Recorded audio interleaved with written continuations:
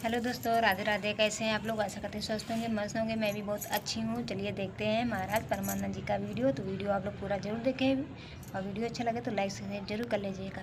चलिए देखते हैं महाराज अंतराचार्य जी का वीडियो।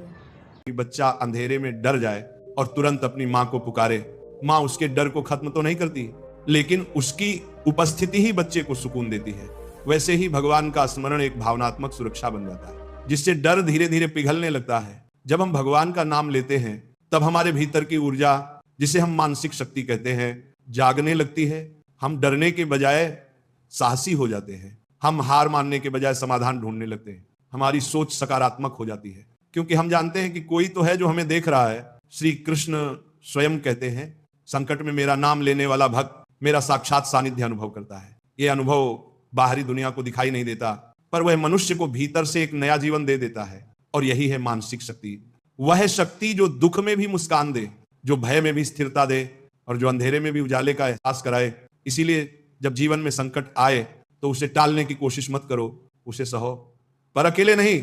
श्री कृष्ण के स्मरण के साथ उनके नाम का सहारा तुम्हें वह शक्ति देगा जो किसी किताब, किसी इंसान या किसी धन से नहीं मिलती।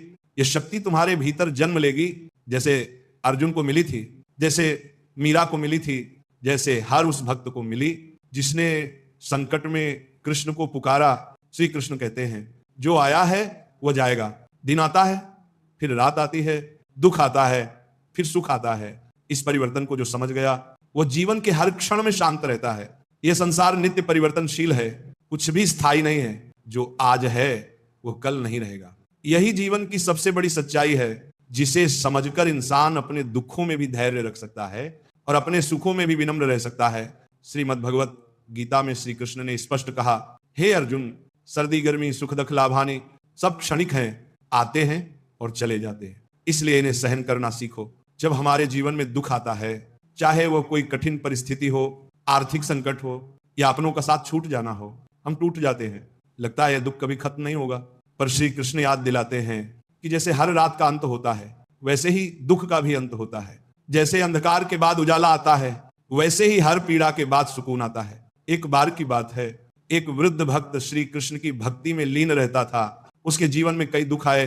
उसका बेटा बीमार पड़ा, खेती बर्बाद हो गई, घर में खाने तक को अन्न नहीं रहा। गांव वाले कहते थे कि वह भगवान को व्यर्थ पुकारता है, कोई सुनता नहीं।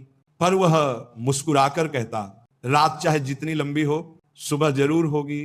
कृष्ण की कृपा समय बदलते हुए ही प्रकट होती है। और कुछ ही महीनों बाद उसका बेटा ठीक हो गया। बारिश अच्छी हुई और खेत भरपूर लहलहा उठे। गांव वाले हैरान थे, लेकिन वह वृद्ध शांत था। उसने कहा, कृष्ण मुझे पहले दुख देकर सहनशील बनाना चाहते थे, ताकि जब सुख आए तो मैं उसका अहंकार ना करूं। यह कथा हमें यही सिखाती है कि हर दुख एक परीक्षा है और हर परीक्षा का अंत होता है। मनुष्य को अपने जीवन में यह स्वीकार करना होगा कि समय स्थिर नहीं रहता। जैसे दिन के बाद रात आती है, फिर रात के बाद दिन, वैसे ही जीवन में हर स्थिति स्थायी नहीं होती। कभी हम हंसते हैं, कभी रोते हैं, लेकिन जो इस चक्र को समझ गया वह रोते हुए भी मुस्कुरा सकता है और मुस्कुराते हुए भी विनम्र रह सकता है। श्री कृष्ण कहते हैं, जो मेरे ऊपर विश्वास रखता है उसके जीवन में कभी अंधकार स्थायी नहीं हो सकता। मैं उसके लिए वो समय चुनता हूं जब वह परिणाम को सहने की योग्यता पा चुका हो। मेरी योजना में देर हो सकती है, पर अंधेर कभी नहीं होता। जब हम जीवन में किसी लक्ष्य की ओर बढ़ते हैं, तब अक्सर हमें लगता है कि हमने सब कुछ कर लिया, मेहनत, प्रयास, प्रार्थना, फिर भी परिणाम नहीं मिल रहा। हम इंतजार करते हैं, लेकिन समय जैसे थम सा जाता है। लगने लगता है कि कहीं भगवान हमें भूल तो नहीं गए, क्या हमारी पुकार उनके कानों तक पहुंच भी रही है या नहीं। लेकिन वहीं पर श्री कृष्ण का यह गूढ़ संदेश हमारे जीवन को दिशा देता है। देर हो सकती है, पर अंधेर नहीं। जरा सोचिए, अगर बीज बोते ही फसल उग जाए तो क्या वह मजबूत होगी? नहीं, उसे धरती की गहराइयों में रहना होता है, अंधकार सहना होता है, पानी और धूप की प्रतीक्षा करनी होती है। और जब समय आता है तब वह अंकुरित होता है, पनपता है और फिर विशाल पेड़ बनता है। ईश्वर का कार्य भी कुछ ऐसा ही है।